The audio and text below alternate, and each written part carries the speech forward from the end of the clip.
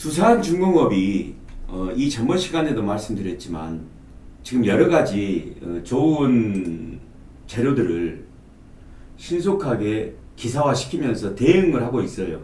대응을 하고 있는데 어찌됐건 지금 공매도는 계속 진행이 되고 있죠. 공매도가 지금 오늘 같은 경우도 공매도 거래량이 한 13만 주 나왔습니다. 자, 공매도는 나왔는데요. 오늘 외국인이 샀어요. 공매도 주범이라고 생각되는 외국인이 샀습니다. 그리고 증권사도 공매도가 가능하죠. 증권사도 샀어요. 사실은 한 3일 동안 외국인하고 금융투자가 계속 팔았기 때문에 매도를 했기 때문에 얘들이 공매도 주범이 아닌가 라고 생각을 했었죠. 생각을 했었는데 좀 샀습니다. 오늘 개인도 사고요. 결과론적으로는 뭐 1.20% 올랐는데요. 이게 과연 의미가 있는 건지 없는 건지 좀 판단을 해봐야 되죠. 왜냐 그러면 5월 13일이 주총입니다. 12일 오전에까지는 내가 매수 청구권을 반대표를 던지고 매수 청구권을 행사할지 아니면 말아야 할지 결정을 해야 되는 것이죠. 이제 이 구간, 이 지점이 중요한 이유는요.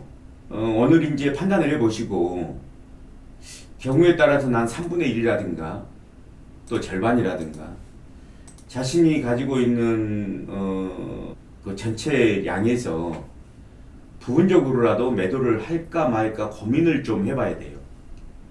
제가 이제 그 바닥이 콘크리트가 젖었다고 말씀을 드렸는데 매수 청구를 요구할 수 있는 기간이 지나게 되면 12일 오전이 지나게 되면 그 권리는 없어지게 됩니다. 그러니까 이제 바닥 콘크리트가 없어지게 되는 것이죠. 자, 그렇게 되면 우리 회원님 측에서도 한번 의견을 주신 적이 있어요. 그렇게 되면 공매도가 지속적으로 들어와 가지고 주가가 더 떨어질 수 있는 거 아니냐, 이렇게 또 충분히 합리적으로 생각할 수 있습니다.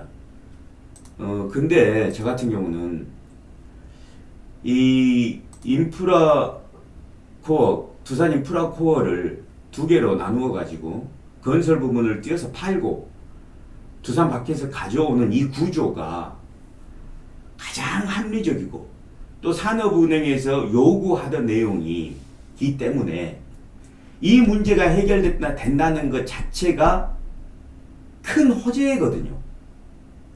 3조 원이라는 자구안을 산업은행에서 제시를 했죠. 채권단에서. 근데 그것을 마무리시키는 것이죠. 지금 이 단계가. 근데 이것이 이제 완성이 되는 것이라서 이것이 엄청난 호재인데 두산중공업이 어떻게 보면 병든 부분이 고쳐지는 순간인데, 완치가 되는 순간인데, 이런 순간에 공매도들이 와서 들어와 가지고 공매도를 쳐버린다. 나는 이 부분을 불가능하다고 생각을 해요. 근데 항상 가능성은 있는 것이죠. 내 생각에 못한다는 것이지 아예 불가능한 건 아니죠. 왜냐하면 지금 오늘 같은 경우도 대차 주수가 한 300만 주인가? 제가 개인적으로 확인해 봤더니 늘어났더라고요. 대차가 늘어났으면 이 부분이 이제 나중에 공매도로 쓰일 수도 있는 부분이기 때문에 내일이 지나고 모레 오전이 지나서 화요일 오후부터는 대대적인 공매도가 또 들어올 수 있는 거 아니냐. 이런 가능성에 대해서도 제가 어떻게 단호하게 그럴 일은 없다라고 말씀을 못 드립니다. 제가 이제 드릴 수 있는 얘기는 합병이 마무리된다는 이야기는 치료가 끝난다는 이야기이기 때문에 여러 가지 뭐 자금들, 그러니까 ETF라든가 또 친환경 자금들이 들어올 수 있는 문이 열리는 날이기도 하거든요. 그러니까 이렇게 이해관계가 서로 충돌하는 가운데 누가 이길지는 잘 모르겠어요. 어찌됐건 공매도가 들어올 가능성에 대해서는 어느 정도 저도 인정합니다. 다만 공매도가 들어온다 하더라도 기존의 주주를 포함해서 또 새로운 신규 자금들이 들어올 가능성 또한 많을 것이다 라고 저는 생각을 하는 것이죠. 자, 좀 사설이 길어졌는데요. 오늘 내용에 대해서 분석을 한번 해보겠습니다. 자, 제가 공매도 내용에 대해서 잠깐 볼게요. 자, 5월 4일이거든요. 이게 5월 4일. 5월 4일 날 보면은요, 개인이 29만 주 샀습니다. 외국인이 16만 주 팔았어요. 금융투자가 14만 주 팔았습니다. 그리고 나머지는 뭐 단위가 작으니까 뺄게요. 그러면 증권사로 대표되는 금융투자가 14만 9천 주, 15만 주 샀고요. 외국인이 16만 주, 그럼 한 30만 주 되죠. 자, 근데 5월 4일자 기준으로 55만 주가 공매도가 됐거든요. 이건 실질적인 숫자입니다. 공매도. 거래량이 아니고. 그러면 외국인하고 금융투자하고 다 합쳐봐야 한 30만 주 되는데 공매도가 집계가 안 된 것인가, 제가 이런 생각도 한번 해봤어요. 근데 공매도도 매도기 때문에 일단 집계는 돼야 맞고요. 안 되면 이상한 거죠. 공매도를 별도로 떼어나가고 거래량을 만들진 않으니까요. 조금 의심이 되는 부분이요. 5월 4일자 상황입니다. 혹시 개인 공매도가 들어온 것이 아닌가라는 생각이 들어요. 이제 개인 공매도 같은 경우는 개인 공매도를 친 개인과 매수를 한 개인이 종합적으로 집계가 나오겠죠. 그러니까 예를 들어서 지금 외국인이 16만 주, 금융투자가 예를 들어서 15만 주, 14만 주 해가지고 30만 주를 했다 그러면 여기서 부족한 수 25만 주 정도요. 25만 주 정도를 누군가가 또 매도를 쳤을 건데, 여기서 의심이 되는 것이 지금 개인밖에 보이지가 않거든요. 그러니까 개인이 지금 30만 주를 산 걸로 되어 있는데, 실제로 산 것이 30만 주가 아니라 여기다 55만 주 사고, 공매도를 개인이 한 25만 주 치게 되면 매수한 것이 한 30만 주 이렇게 나오겠죠. 제가 봤을 때는 개인들이 좀 공매도를 들어온 것이 아닌가.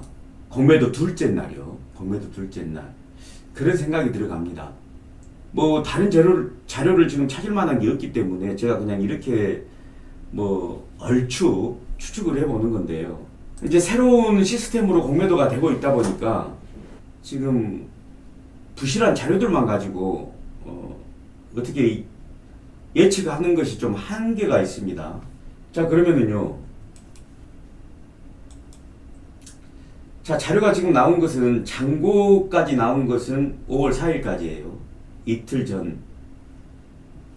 5월 4일까지인데, 만약에 개인이 공매도를 쳤다면, 이것은, 얘들은 언젠가 갚아야 되기 때문에, 제가 봤을 때는 큰 문제가 없는 걸로 보여지고요.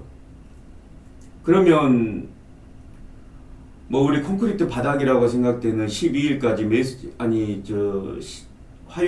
다음 주 화요일 오전까지 매수 청구권을 행사할 필요 없이 지속적으로 가지고 있어도 괜찮지 않나, 이런 생각도 들 수도 있고요. 개인이 공매도를 쳤다면 좀 약해 보이잖아요. 좀 만만해 보이고. 이제 저는 월요일날 되면은 여기 69만 주 외국인 매도량에 대한 결과도 나오겠지만, 어찌됐건 지금 현재까지는 5월 4일까지 자료가 전부 답니다. 여기에 대한 추가적인 어떤 판단이 계시는 분들은 지금 채팅창에 좀 올려주시면 제가 참고로 하겠고요. 어찌됐건 외국인하고 금융투자가 5월 4일날 전부 다 판 것이 30만 주입니다. 근데 공매도 잔고는 55만 주가 순수하게 매도를 한 걸로 돼 있어요. 이병홍이. 그러니까 여러 개인이 쳤겠죠. 쳤다면 여러 개인이 이걸 쳤을 건데요. 근데 다른 방법으로 이걸 해석할 수 있는 방법이 없어서요. 이병옥님. 자, 그러니까 현재 4일날 공매도 잔고가 280만 주입니다.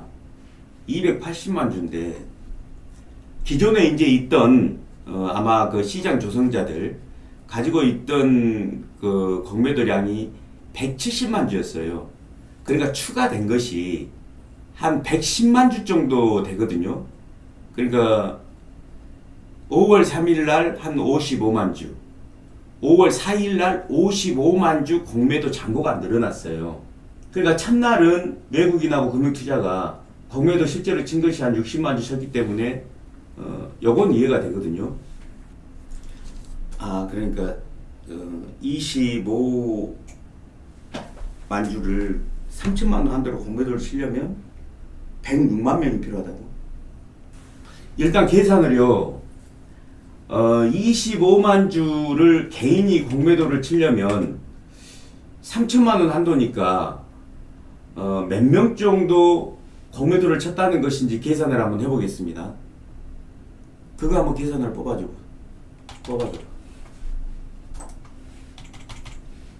혹시 우리 이병옥님의 계산한 내용이 있을까요? 자, 여러분들도 한번 이거를 좀 계산을 한번 해보시죠. 그러니까 106명이 3천만 원 공매도를 치면 이 정도 금액이 25만 주 정도의 공매도를 칠 수 있다. 네, 12,700원 기준으로. 자, 여러분 12,700원 기준으로요. 그러니까 실제로는 공매도가 한 12,500원에서 650원 사이에 이루어졌는데요. 좀 높게 잡아서 12,700원 기준으로 106명 정도가 3천만 원씩 공매도를 치면 25만 주 정도 공매도를 칠 수가 있는 걸로 계산이 됩니다. 그러니까 106명이면 얼마 안 되잖아요. 물론 맥시멈으로 3천만 원씩 쳤을 때, 공매도를 쳤을 때 한 25만 주 정도를 공매도를 칠 수 있는 걸로 계산이 되거든요. 자, 저는 그래서요. 자, 지금 5월 4일자만 기준으로 말씀을 드립니다. 그 투자자별 수급을 보면 외국인이 총 16만 주를 팔았고 금융투자에서 14만 주를 팔았어요. 합치면 30만 주. 근데 공매도 잔량이 늘어난 것은 이날 5월 3일에서 5월 4일로 넘어올 때 50만 주 정도가 늘어났거든요. 55만 주. 그럼 55만 주에서 실제로 매도가 30만 주 됐으니까 매도를 전부 다 공매도로 잡더라도 25만 주가 보이지가 않거든요. 어디로 간 거거든요.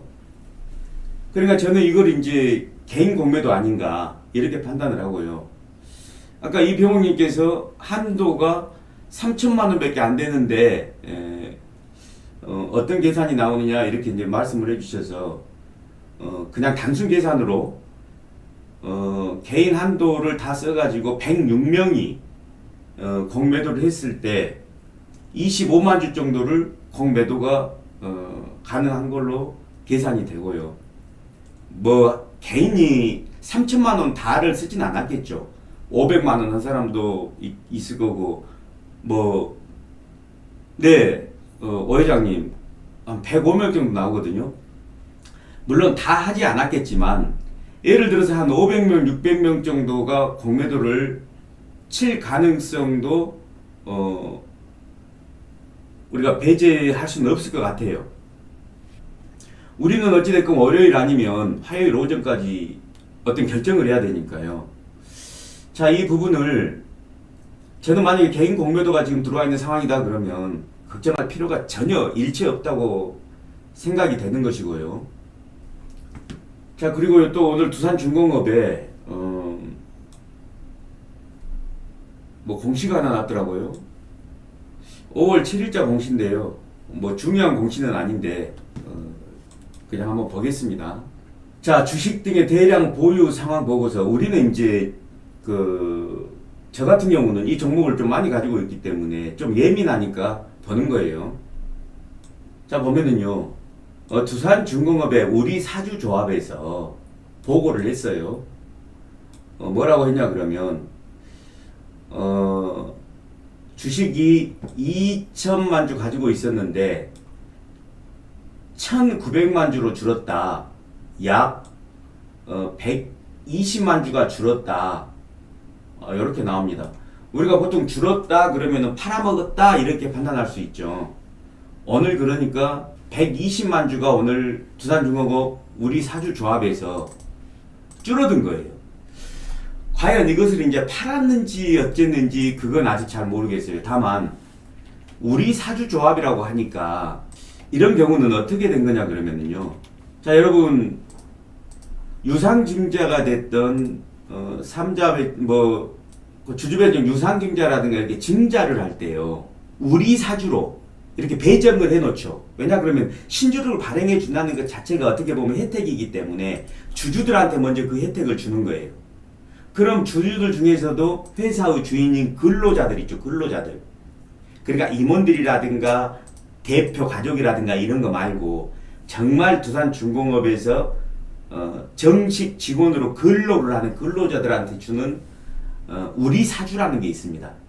신주 발행을 할 때요. 조금씩 그렇게 법적으로 좀 주게 돼 있어요. 그러면 이 신주를 받아가려면은요, 근로자가 개인이 못 받아가요. 그때 조합을 만들죠. 어떤 조합을 만드냐 그러면 우리 사주 조합이라는 걸 만들어요.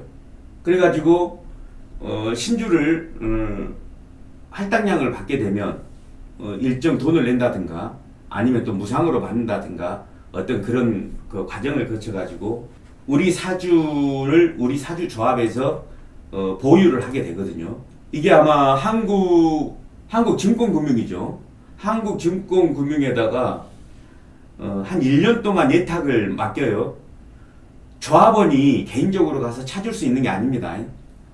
우리 사주 조합에 가입을 해가지고 주식이 보유가 되어 있기 때문에 그 조합원이 직접 가가지고 뭐 인출할 수 있는 주식이 아니에요. 자, 그러면은요, 우리 사주가 줄어들었다고 그러는 것은 우리 사주 조합에다가 조합원이 근로자죠. 근로자가 어떤 이유로 예를 들어서 퇴직했다거나 또는 사망 또는 조합이 회사가 망해가지고 조합이 해산되는 경우가 있어요. 이제 망했다기보다는 어떤 회사에 문제가 있어가지고 이 우리 사주 조합이 해산됐을 때 이런 사유로 해가지고 개인 계좌로 인출이 되는 경우가 있습니다. 자, 그러니까 이 말 뜻은 개인 계좌로 우리 사주 조합에서 누가 찾아갔다는 소리예요. 개인이. 그 주식이 120만 주 정도 된다. 이런 의미가 되겠죠. 자, 그러니까 이 내용만 가지고 주가에 무슨 큰 영향을 줄 것 같지는 않거든요. 120만 주 정도가 뭐 작은 것은 아니지만 어찌됐건 주가에 뭐 안 좋은 영향을 줄 수도 있지만 우리 사주 같은 경우는 대부분 주수가 작기 때문에 개인적으로 보면 보통 보유하는 경우가 많이 있습니다. 아마 경험들이 조금 있으실 거예요. 퇴직하시는 분들은.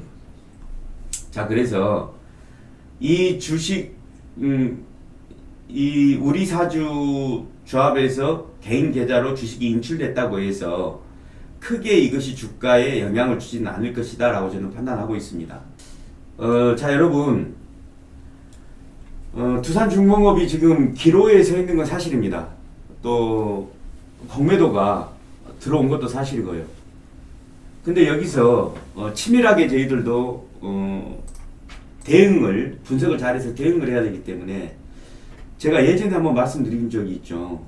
종이 호랑인지 아니면 진짜 살아있는 호랑인지 확인을 하고 도망을 가든지 말든지 해야 된다. 이런 말씀을 드린 적이 있습니다. 자, 그래서 이제 저는 최선을 다해서 여러 가지 상황들을 이제 예측을 해 보는 것이고요. 자, 두산중공업에 대한 질문이 있으면 바로 받겠습니다. 그리고 나서 다음 종목에 들어가도록 하겠습니다. 남구 변호사님, 지금 이 방송을 듣고 계시면 여기에 대한 다른 의견이 혹시 있으신지 제가 좀 궁금합니다. 지금 상황이 굉장히 예민한 상황이라 여러 전문가분들의 좀 전문적인 의견이 좀 필요합니다. 우리 이병옥님께서는 어떤 또 다른 의견이 계실까요? 네버스보이님, 최대한 조금 집계가 나오게 되면 어떤 상황인지 구분이 가능하기 때문에 제가 이제 집계를 기다리는 것이고요. 지금으로서는 이미 하락을 한번 맞았기 때문에 최소한의 피해로 끝내느냐 아니면 적극적으로 더 대응을 하느냐 이런 어떤 옵션이 선택할 수 있는 버스보이님 최악은 집계는요 이렇게 말씀하셨는데요. 예를 들어서요 뭐 비중을 좀 줄인다든가 하는 식으로 대응을 해야 될 필요도 있겠죠. 만약에 개인들의 영역이지만 지금 상황이 아주 불안하다면 비중을 좀 줄인다든가 하는 방법도 있는데 어찌됐건 제 의견은 이 집계가 정확하다면 개인 공매도 쪽이 좀 많이 들어온 거 아닌가라는 판단이 들고요. 네, 남궁님, 연기금은 왜 비싸게 산 후에 싸게 팔고 있는 걸까요? 이렇게 말씀을 하셨거든요. 자, 제가 답변이 될지는 모르겠습니다, 남궁님. 자, 남궁님, 이렇게 한번 생각을 해보자고요. 4일 동안의 행동만으로 전체를 판단하기보다는 외국인들이 그 이전에 좀 싸게 산 주식도 있지 않겠습니까? 그러니까 예측을 해보는 거예요, 남궁님. 남궁님 말씀이 질문이 틀리다는 것이 아니고 예를 들어서 두산중공업 같은 경우에 외국인들이 14,000원부터 사기 시작했습니다. 좀 비싸게 산 물량도 있고 또 1,200원까지 간 적도 있어요. 예를 들어서 11,000원 이하에 산 물량도 있을 것이고요. 그러니까 지금 조금 팔았다는 것이 외국인들이 왜 비싸게 산 후에 싸게 팔고 있을까라고 단정 짓기는 좀 그렇습니다. 왜냐 그러면은요. 지금 공매도 부분만 보면 비싸게 산 후에 왜 싸게 팔고 있는 거지 이렇게도 가능하지만 지금 외국인이 공매도를 몇 주를 하고 실제로 가지고 있는 이전에 가지고 있던 주식이 몇 주인지를 정확히 모르기 때문에 지금 팔고 있는 주식이 전부 다 공매도라는 전제가 확정이 안 되는 거예요. 제가 말 솜씨가 없어서 이게 잘 설명이 되는지 모르겠습니다. 예를 들어서요. 12,650원에 공매도를 쳐놓고 어제 팔았고 그제도 팔았는데 이게 12,550원 수준이거든요. 그럼 왜 이렇게 싸게 팔았냐? 이런 질문을 하시는 거거든요. 근데 이 판 것이 12,650원에 사서 판 물량이 아니고 예를 들어서 이전에 1,200원까지 떨어져 있었기 때문에 이 1,200원 이하에서 산 물량들이 가능성도 있다는 얘기예요. 그냥 제 생각입니다, 남궁님. 자, 여러분, 두산중공업이 공매도를 좀 세게 맞다 보니까 마음이 좀 뒤숭숭하시죠.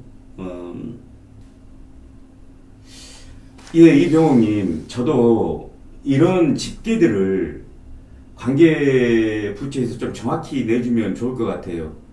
그게 잘 안 되다 보니까 지금 개인들이 대응하기가 너무 어려운 것 같고요.